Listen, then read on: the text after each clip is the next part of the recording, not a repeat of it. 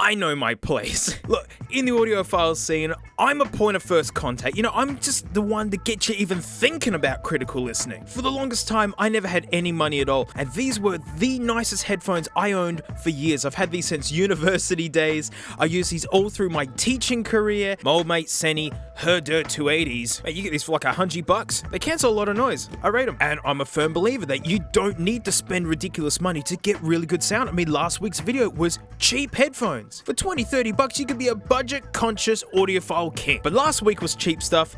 This week is not cheap stuff. And it's all thanks to one company, Meze. Always love bringing up Meze because they're Romanian. And every time I bring up Romania, all the Romanians in the comment section go, "Oh, that's us!" And, you know, they're doing it right now, I know it. Now, these aren't the feature today, but this is their cheaper offerings. I mean, still not conventionally cheap. They are gorgeous. These are the classics 99s. Just actual hardwood. The attention to detail on these bits, I mean, oh, the gold. And look at this beautiful hard case. Look, it's like the badge on a Maserati. But if you thought those were expensive, and if you thought those were beautiful, the Meze Empyreans. So I just need to say it. These are stunning. Look at the contrast of like the bronze and like when you get closer, there's just more detail. These are the greatest looking headphones on this planet. Well, I know the Jacqueline floats are in close contention, but these are on another planet. They look like something you'd find in a dwarven ruin in Skyrim. And just the fit and finish is impeccable. Look at this. Carbon fiber. These just chunks to pads. Oh, wow. And then there's springs in the ear cups as well. These just slide so effortlessly. And look at this, easily removable ear cups. You just pull them off and oh man. So these are planar magnetics. Just to quickly show you how different they are to regular headphones. Look, these fugly Bear Dynamics I've given a hard time to. Come on, give it up. Reveal your treasures to me. Oh, they glued that in good. That's it. That's it. Come on, sweetie. Haha. There you go. This is a dynamic driver. It's literally a piece of plastic that wobbles. It's got a coil on it, positive and negative charge, and that's it. That's what makes the sound. Literally, one piece of plastic makes all the high notes and the low notes. Oh man, look how huge this is in comparison. Oh boy. Basically, this is an insanely thin piece of plastic with traces drawn onto it, and they just vibrate to make the noise. But these are on another level. Like a lot of magnetic planars, the lines just go straight across. This is curving in on itself, and then it swirls in the center here, making that a more sensitive area, which is about where your ears are. They are so specifically engineered, it's insane. I mean, and just talking about build quality, this mesh on the inside, it's like a screen door. It is so rigid. And you look how absolutely humongous they are. But here's the thing, you pull these ear cups off, look how thin they actually are. From the top, they look super chonk. No, that's just the gigantic headband. It is all glory to comfort. If these look comfortable, you have no idea. Like all in, these are over 400 grams, yet they are so beautifully balanced, they actually feel like some of the lightest headphones. It's like a really good backpack, you know, it's just putting the support in the right spots. Now here in Australia, if I wanted to buy these are $5,000.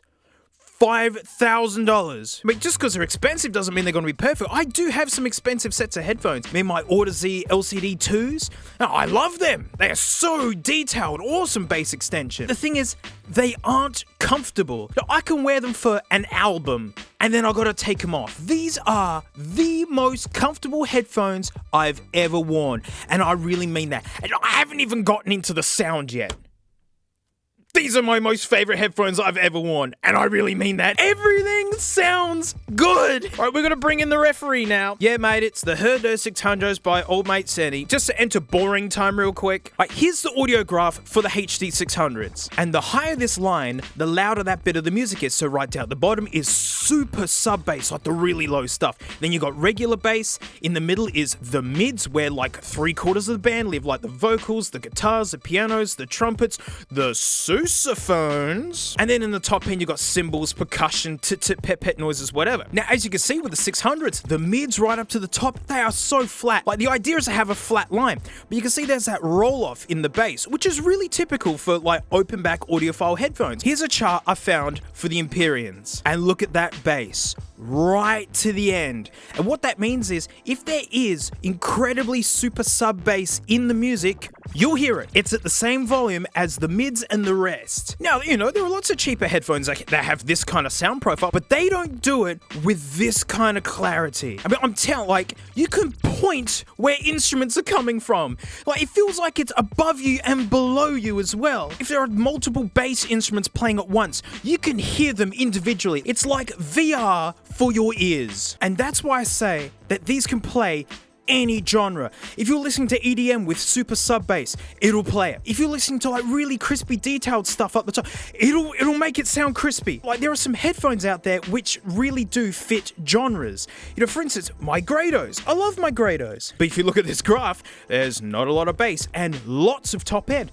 But that makes them detailed. I mean, watching movies with them on, like footsteps, car tires over gravel, you know, like rock music and stuff, it sounds brilliant for. I mean, I love listening to anything with them. But if you play some really big, stinky sub-bass music, yeah, they don't do a lot. So at this point, I bust out the freakish ears on a stand so, you know, we can have a listen along. But this is a class of headphone that really shows the limitations of this recording. All this really picks up is just how much bass and how much treble there is. It doesn't do soundstage. In other words, how 3D and wide they feel. Because these are on another level. I mean, they literally sound so wide because look how deep the ear cups are. You literally are listening from far away. And that element of where you can point to where the instruments are and stuff that stands out, you just don't really pick it up with these. That's why the hardcore hate it when I bust these out. But of course, I've recorded anyway, so, you know, have a quick listen.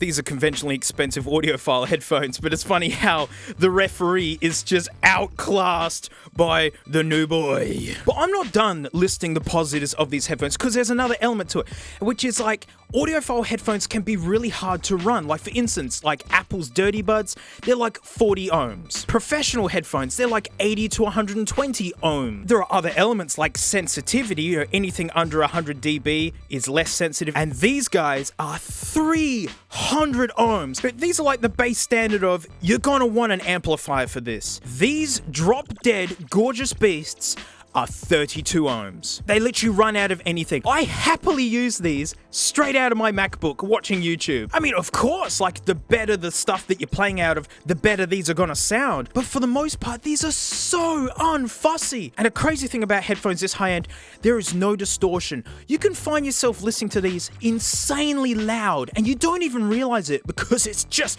crystal clear. So yeah, these are 3,000 US dollars, 5,000 Aussie dollary dues. But that's the thing, what else do you get for your money? Well, look at this James Bond level of hard case. It doesn't even fit in the video. It's aluminium. Uh-oh, this isn't gonna work. Look out, camera. Yeah, you can take these anywhere. And look, it's got this handwritten card with your serial number when they were inspected not that long ago. I love that. Extra pads. We'll talk about these in a second. Proper balance cable. Standard 3.5mm. I mean, you can get these ordered in basically any cable you want. It's got a booklet. No, I love handwritten stuff. Oh man, and it just buckles down. That's so good. This isn't a hard case, this is a flight case. You can travel the world with these. And that's the thing, like transporting these headphones here to the warehouse from my regular house, it's really dainty. You know, I don't have a hard case for these. So it's like, okay, you go on the front seat and you go here. With the Empyreans, just chuck them in the boot. They're fine. So as you saw, it comes with these extra pads. Alcantara, I think that's what it's called. Lamborghini use this for the seats in their cars. And you know, they got the leathery ones as well. But the thing is, a lot of people don't realize that the ear cups change how headphones sound. These make them warmer a little bit extra bass and the top end's not as sharp, but these are more intense, and it's a noticeable difference. I tend to prefer these. I like that little bit of extra detail, but I'm sure a lot of you would rather use these. But I mean, let's be honest, I'm sure you guys would just be happy to even own these crazy, luxurious headphones. But there's one more detail about these that just really drives it home for me, and it's a real pet peeve of mine in this overly corporate world. What does that say right there? What does that say?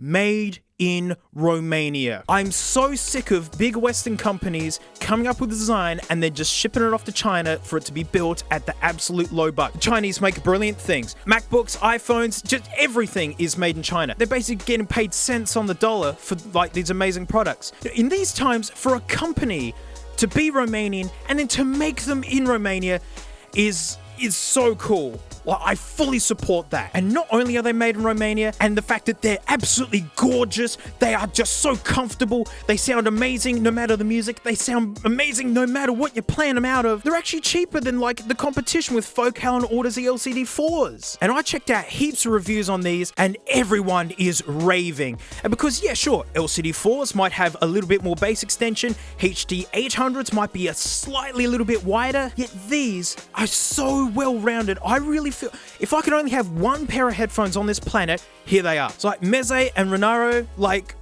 congratulations. I mean, you've made this stunning set of headphones. And the thing is, headphones don't go out of date. They're nothing like phones and games. Some of my most favorite sets of headphones were made in the 70s and they still kick butt today. Like, you could buy these and just use them forever. These are a bucket list headphone for me. Bucket list cans left. I mean, I'd love to try HD 800Ss.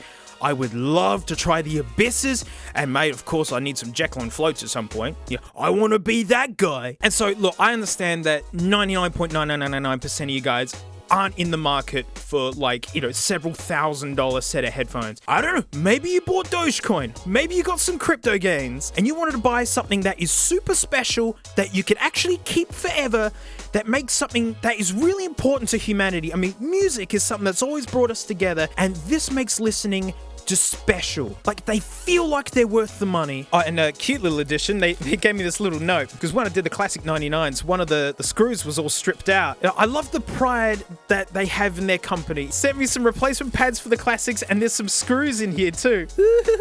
So yeah, if you need parts for your headphones, Meze will send them to you. Bear Dynamic and Sennheiser have been making headphones since like the 30s and 40s, and then here comes Meze out of nowhere, little old Romania, and just whack. Like, I'm just gonna do it again, guys. Love your work. These are my favorites now. I'm gonna stop rambling. So that's it. Thanks so much for watching. Huge thanks to my patrons, especially these stinky names right here, because $1 a month I do extra videos, and I'm going to show you my headphone hoard. I've just gotten it all set up. I've gotten it all organized. I've actually recorded a couple of these AKGs as well, so we can have a listen and laugh at them because some sound terrible. But again, thank you so much, and mate, I'll see you all next time.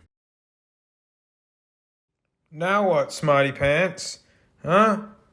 Now what? How you going to get out of this one? Oh, yeah, that wasn't bad actually. Where's your head? Hello.